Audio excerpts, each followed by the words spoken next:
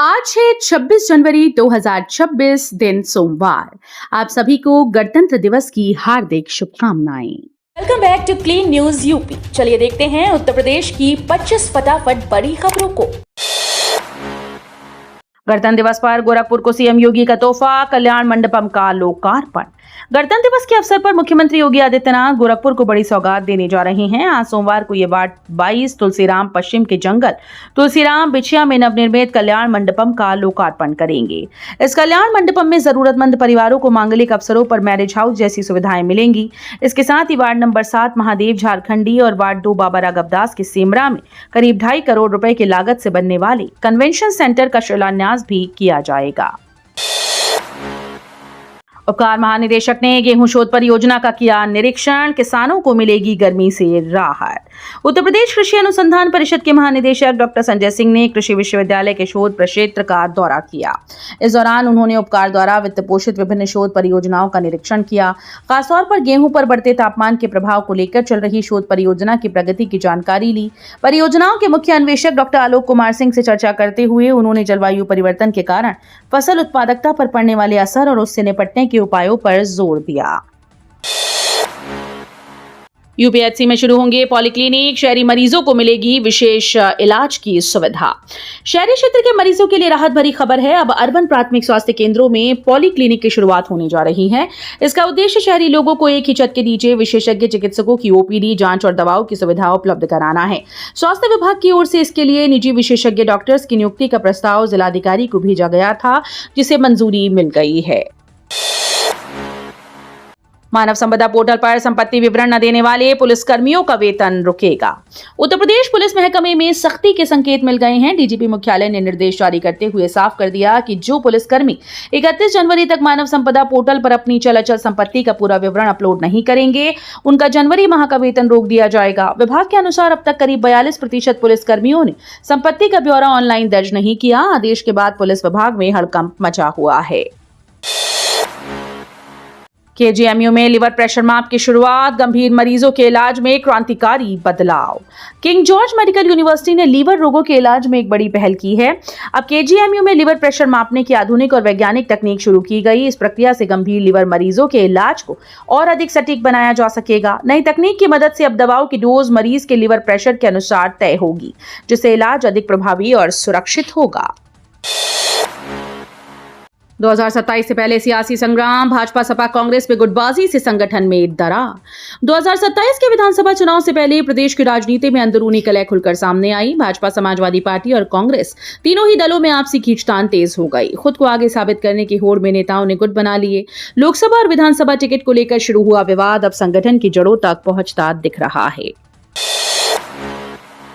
पंचायत व्यवस्था की रीढ़ बने पंचायत सहायक, आज गणतंत्र दिवस पर टॉप 10 को मिलेगा सम्मान। उत्तर प्रदेश में पंचायत व्यवस्था को सशक्त बनाने में अहम भूमिका निभा रहे पंचायत सहायकों को आज 26 जनवरी को सम्मानित किया जाएगा।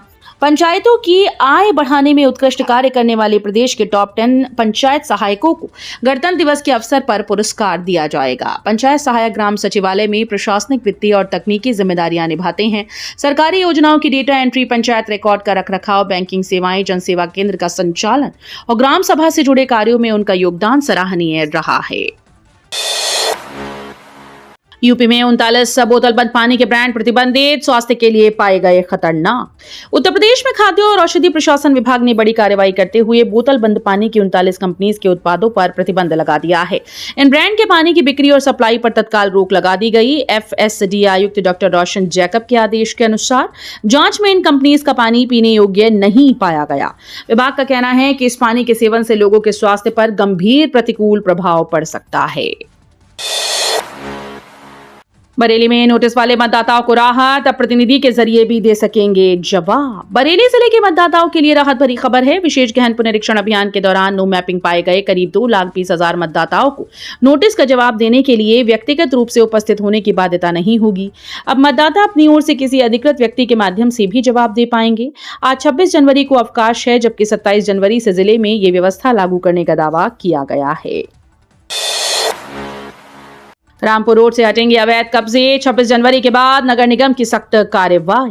बरेली में यातायात दबाव कम करने की दिशा में रामपुर रोड चौड़ीकरण की तैयारी तेज हो गई। नगर निगम की जमीन पर बने अवैध कब्जों को हटाने के लिए 26 जनवरी के बाद कार्रवाई शुरू की जाएगी। मिनी बाईपास से खलीलपुर रोड तक नापजोक पूरी कर अवैध निर्माणों पर लाल निशान लगाए जा चुके हैं।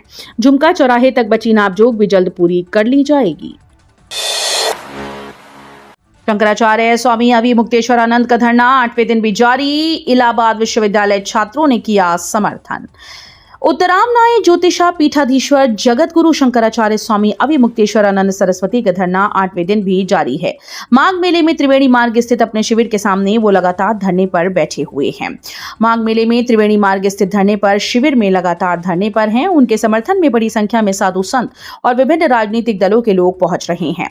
रविवार को इलाहाबाद विश्वविद्यालय के छात्र भी धरना स्थल पर पहुंचे और नारेबाजी की। छात्रों ने कहा कि शंकराचार्य का अपमान सनातन धर्म का अपमान है और बटुकों व सन्यासियों के साथ हुई घटना ने सभी धर्मावलंबियों को आहत किया। यूपी विकास के नए आयाम गढ़ रहा है। 2027 में फिर बनेगी भाजपा सरकार। मथुरा में भाजपा के नवनिर्वाचित राष्ट्रीय अध्यक्ष नितिन नवीन का जोरदार स्वागत किया गया। रविवार को वे अक्षय पात्र के मन की बात कार्यक्रम में शामिल हुए और बाद में बांके बिहारी मंदिर में पूजा अर्चना करेंगे। बाजना कट पर कार्यकर्ताओं ने उन्हें भारी संख्या में पहुंचकर सम्मानित किया। संबोधन के दौरान नितिन नवीन ने कहा कि उत्तर प्रदेश में विकास के नए आयाम स्थापित हो रहे हैं और भाजपा 2027 में फिर से सरकार बनाने के लिए पूरी तैयारी में है। यूजीसी 2026 नियमों पर भाजपा एमएलसी की आपत्ति। शिक्षा व्यवस्था में जातीय तनाव की चेतावनी। यूजीसी द्वारा 2026 के लिए प्रस्तावित नए नियमों पर सियासत और शिक्षा जगत में बहस तेज हो गई। भाजपा के विधान परिषद सदस्य देवेंद्र प्रताप सिंह ने यूजीसी को लिखी एक विस्तृत चिट्ठी में इन नियमों पर गंभीर आपत्ति जताई। उन्होंने चेतावनी दी है कि यदि नियमों को इसी रूप में लागू किया गया तो देश की शिक्षा व्यवस्था में भारी विघटन हो सकता है। यूपी के सभी स्कूल्स में महिला शौचालय अनिवार्य। 2 फरवरी तक रिपोर्ट और 8 मार्च तक पूरा काम। उत्तर प्रदेश सरकार ने सभी परिषदीय प्राथमिक, उच्च प्राथमिक और माध्यमिक स्कूल में महिला शौचालय की सुविधा अनिवार्य करने का निर्देश दिया। इसके लिए डेडलाइन तय कर दी गई और अंतर्राष्ट्रीय महिला दिवस से पहले ये काम पूरा होना है।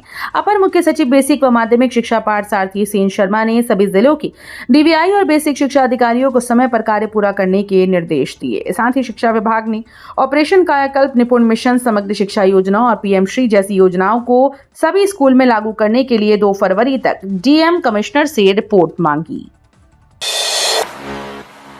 एडेड स्कूल्स को छात्र संख्या के हिसाब से मिलेगी मदद, कमेटी करेगी सर्वे।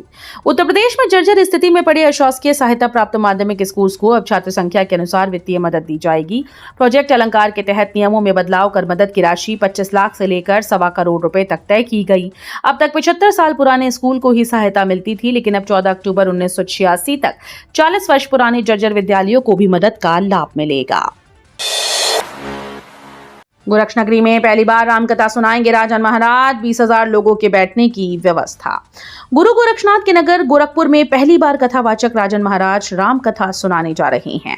27 जनवरी से 4 फरवरी तक चंपा देवी पार्क में यह आयोजन होगा, जिसमें 20,000 लोगों के एक साथ बैठने की व्यवस्था की जाएगी। कथा से एक दिन पहले कलश यात्रा निकलेगी। आयोजनकर्ताओं ने बताया कि रामकथा सांस्कृतिक और नैतिक चेतना के पुनर्जागरण का सशक्त माध्यम होगी। छुट्टियों में फ्लाइट की मांग बढ़ी, किराया हुआ महंगा। 26 को बेंगलुरु मुंबई का किराया दुगना। कानपुर में लगातार 3 दिन की छुट्टियों के चलते हवाई यात्रा करने वालों की संख्या में बढ़ोतरी देखी गई। चकेरी एयरपोर्ट पर रविवार को सामान्य दिनों की तुलना में यात्रियों की भीड़ अधिक रही। इसके कारण फ्लाइट के किराए में उछाल आया।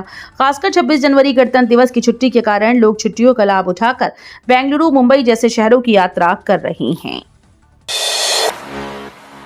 600 करोड़ की ठगी करने वाले रोहतास ग्रुप पर ईडी की टेढ़ी नजर। करोड़ों की संपत्तियां चिन्हित। निवेशकों से 600 करोड़ रुपए से अधिक की ठगी करने वाले रोहतास ग्रुप पर प्रवर्तन निदेशालय का शिकंजा कसता जा रहा है।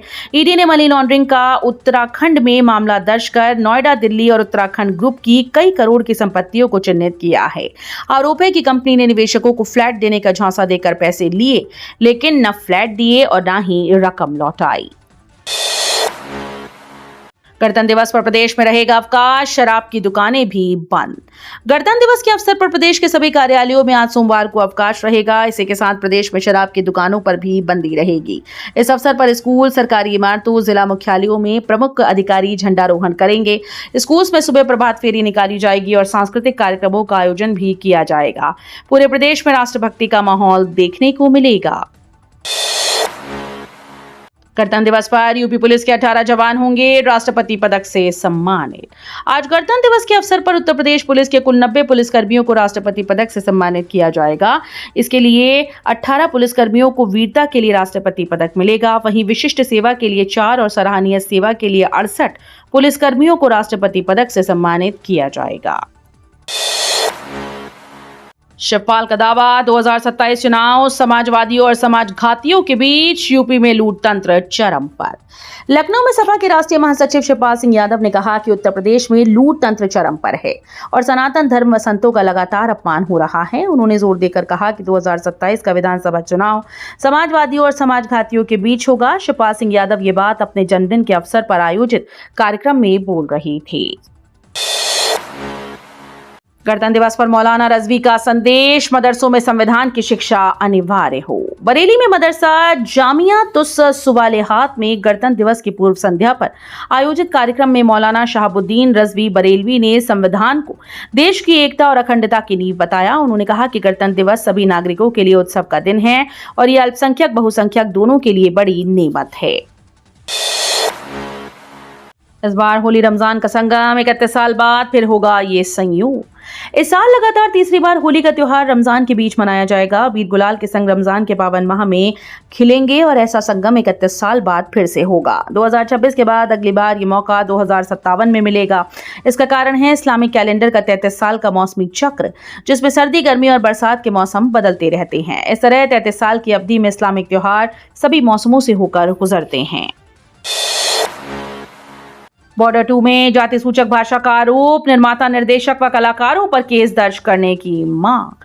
सनी देओल की फिल्म बॉर्डर 2 में जहां बॉक्स ऑफिस पर जबरदस्त ओपनिंग मारी, वहीं विवादों में भी घिरती नजर आ रही है।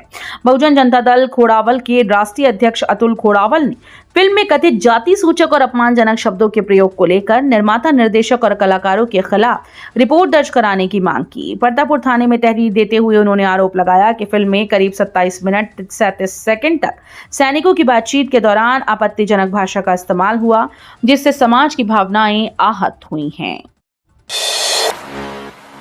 एम्स प्रशासन खुद वसूलेगा पार्किंग शुल्क, टेंडर हुआ निरस्त। अखिल भारतीय आयुर्विज्ञान संस्थान की पार्किंग स्टैंड का संचालन अब एम्स प्रशासन खुद करेगा। इसके लिए जारी टेंडर को निरस्त कर दिया गया है। बताया जा रहा है कि टेंडर की शर्तों में किसी व्यक्ति विशेष को लाभ पहुंचाने का आरोप था, जिसके बाद ये फैसला दिया गया। 28 जनवरी को 10 से 15 मिलीमीटर बारिश का अनुमान, फिर बढ़ेगी ठिठुरन और शीतलहर चलेगी। कानपुर में अगले 48 घंटे के बाद मौसम में तेज बदलाव होने वाला है। मौसम विभाग के मुताबिक 27 जनवरी की दोपहर से मौसम बदलना शुरू हो जाएगा और 28 जनवरी की दोपहर तक महानगर और आसपास के इलाकों में 10 से 15 मिलीमीटर बारिश हो सकती है। तो ये थी आज की 25 फटाफट बड़ी खबरें। अगर आपको न्यूज पसंद आई हो तो वीडियो को लाइक और शेयर जरूर करें। धन्यवाद।